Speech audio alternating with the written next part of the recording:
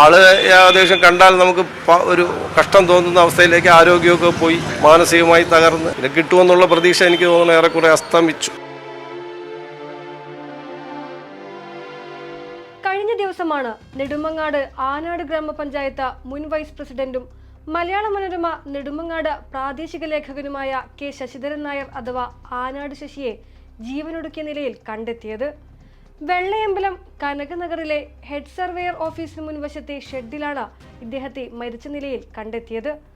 കോൺഗ്രസ് നിയന്ത്രണത്തിലുള്ള സഹകരണ സംഘത്തിൽ നിക്ഷേപിച്ച പണം തിരികെ ലഭിക്കാത്തതിനെ തുടർന്നാണ് ഇദ്ദേഹം ജീവിതം അവസാനിപ്പിച്ചതെന്നാണ് കുടുംബത്തിന്റെ ആരോപണം. കോൺഗ്രസ് നിയന്ത്രണത്തിലുള്ള മുണ്ടേല രാജീവ് ഗാന്ധി റെസിഡൻസ് വെൽഫെയർ സഹകരണ സംഘത്തിലേക്കാണ് എല്ലാവരും വിരൽ ചൂണ്ടുന്നത്. 1.5 കോടിയിലേറെ തുകയായിരുന്നു ആനാട് ശശി ഇവിടെ നിക്ഷേപിച്ചത്. ഈ പണം തിരികെ ലഭിച്ചില്ലെന്നും ആത്മഹത്യ അതിന്റെ മനോവിഷമത്തിലുണ്ടായതാണെന്നും സഹോദരൻ ജയചന്ദ്രൻ മ്യൂസിയം പോലീസിന് മുമ്പാകെ മൊഴി നൽകിയിട്ടുണ്ട്. ക്രമക്കേടിനെ തുടർന്ന് സഹകരണ സംഘം തകർന്നതാണ് പ്രതിസന്ധിയായത്. പണം തിരികെ ലഭിക്കാൻ ഉന്നത കോൺഗ്രസ് നേതാക്കളെ അടക്കം ബന്ധപ്പെട്ടു. പക്ഷേ കാര്യമുണ്ടായില്ല. എല്ലാവരും ഒരുപോലെ കൈമലർത്തി.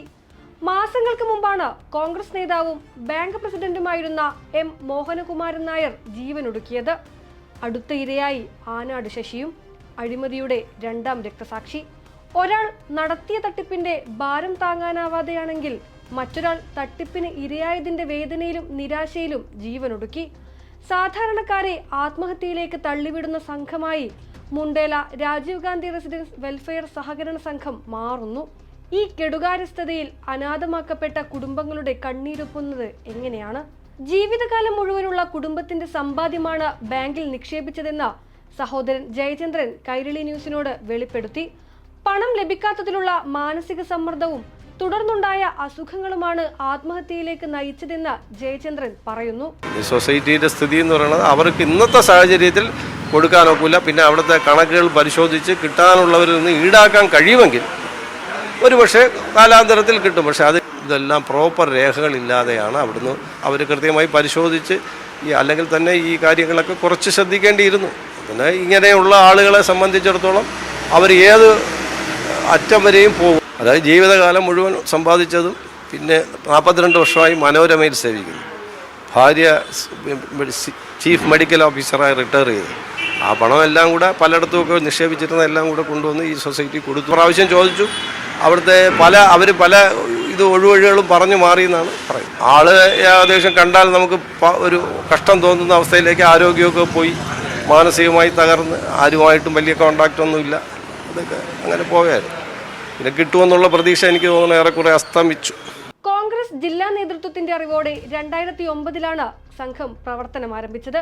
സ്ഥാപക പ്രസിഡന്റായിരുന്നു നേരത്തെ ജീവനൊടുക്കിയ മോഹനകുമാരൻ നായർ. ഭരണസമിതിയിൽ കോൺഗ്രസ് ജില്ലാ മണ്ഡലം നേതൃത്വങ്ങളുടെ പ്രിയപ്പെട്ടവർ മാത്രം. കുറഞ്ഞ കാലയളവിൽ തന്നെ നിക്ഷേപമായി കോടികൾ. പ്രലോഭനങ്ങളിലൂടെ നിക്ഷേപകരെ കണ്ടെത്താൻ പ്രത്യേക സംഘം തന്നെയുണ്ടായിരുന്നു. എന്നാൽ 2020 ആയപ്പോഴേക്കും സംഘത്തിന്റെ പ്രവർത്തനം താളം തെറ്റി തുടങ്ങി. 2024 ആയതോടെ പരാതികൾ ഉയർന്നു. അതേ വർഷം സെപ്റ്റംബറിൽ നിക്ഷേപകരുടെ പരാതിയെ തുടർന്ന് നടത്തിയ അന്വേഷണത്തിൽ 24 കോടിയുടെ അഴിമതി കഥകൾ പുറത്തു വന്നു. പിന്നാലെ ഭരണസമിതി പിരിച്ചുവിട്ടു. ഗ്രാമീണ മേഖലയിലെ സാധാരണക്കാരായ ജനങ്ങളുടെ ചെറിയ നിക്ഷേപങ്ങൾ വരെ കോൺഗ്രസ് ഭരണസമിതി കൈക്കലാക്കി. ബിനാമി ഇടപാടുകൾ വഴി തുക സ്വന്തം കീശയിലാക്കുകയായിരുന്നു കോൺഗ്രസ് നേതൃത്വം. വസ്തുജാമ്യത്തിൽ നൽകിയ വായ്പാ കുടിശ്ശിക, പരസ്പര ജാമ്യത്തിൽ നൽകിയ വായ്പാ കുടിശ്ശിക, ക്രമവിരുദ്ധമായി ശമ്പളം നൽകിയത്, MDS പദ്ധതിയിലെ കുടിശ്ശിക, TA ഇനത്തിൽ ഈടാക്കാനുള്ളത്, അധിക പലിശ നൽകിയതിൽ ഈടാക്കാനുള്ളത്, താൽക്കാലിക ജീവനക്കാർക്ക് ശമ്പളം നൽകിയത്, ഹാർഡ്വെയർ സ്റ്റോറിലുണ്ടായ നഷ്ടം എന്നിങ്ങനെ ഓഡിറ്റിൽ ക്രമക്കേടുകൾ കണ്ടെത്തി. 1.65 കോടി രൂപയാണ് പ്രസിഡന്റ് കൈക്കലാക്കിയത്. പ്രസിഡന്റിന്റെ ഭാര്യയുടെ പേരിൽ 10 വായ്പകളിലായി 52 ലക്ഷം രൂപ കൈപ്പറ്റിയതായും ഭാര്യ സഹോദരന്റെ പേരിൽ 46 വായ്പകളിൽ നിന്നായി 2.41 കോടി കൈക്കലാക്കിയതായും അന്വേഷണ സംഘം കണ്ടെത്തി. പ്രസിഡന്റിന്റെ സഹോദര ഭാര്യയായിരുന്നു ബാങ്കിന്റെ സെക്രട്ടറി. അവരുടെ പേരിൽ 10 വായ്പകളും അവരുടെ ഭർത്താവിന്റെ പേരിൽ 25 വായ്പകളും കണ്ടെത്തി. 2 കോടിയോളം രൂപ ആ നിലയിൽ തട്ടിയെടുത്തു. ജീവനക്കാരുടെ പേരിൽ മാത്രം 100ഓളം വായ്പയിലൂടെ 3 കോടിയിലധികം രൂപയും തട്ടി. നിക്ഷേപകരുടെ മുഴുവൻ തുകയും പ്രസിഡന്റും കോൺഗ്രസ് നേതൃത്വവും സ്വന്തം കീശയിലാക്കി. ഇതിൽ നല്ലൊരു പങ്കും കോൺഗ്രസ് നേതൃത്വത്തിൽ ചിലരാണ് എടുത്തതെന്ന് അന്ന് മോഹനകുമാരൻ നായർ പരസ്യ പ്രസ്താവന നടത്തി. സംഘത്തിന്റെ വൻ അഴിമതികളുടെ കഥകൾ പുറത്തുവന്ന ദിവസം മുതൽ തന്നെ ശശി ഏറെ സമ്മർദ്ദത്തിലായിരുന്നു. വസ്തു വിറ്റ് കിട്ടിയ പണം മകളുടെ പഠനാവശ്യങ്ങൾക്ക് വേണ്ടി ബാങ്കിൽ നിക്ഷേപിച്ചതായിരുന്നു അദ്ദേഹം. സ്വന്തം പ്രസ്ഥാനത്തിന്റെ ഭരണസമിതിയിൽ വിശ്വസിച്ച ശശി ചതിക്കപ്പെട്ടു. പ്രതീക്ഷയേറ്റ ജീവിതം അവസാനിപ്പിക്കേണ്ട ഗതികേടിലേക്ക് ഒരു മനുഷ്യനെ തള്ളിവിട്ട കൊള്ളസംഘത്തിനെതിരെ കൃത്യമായ അന്വേഷണം നടക്കേണ്ടതാണ്.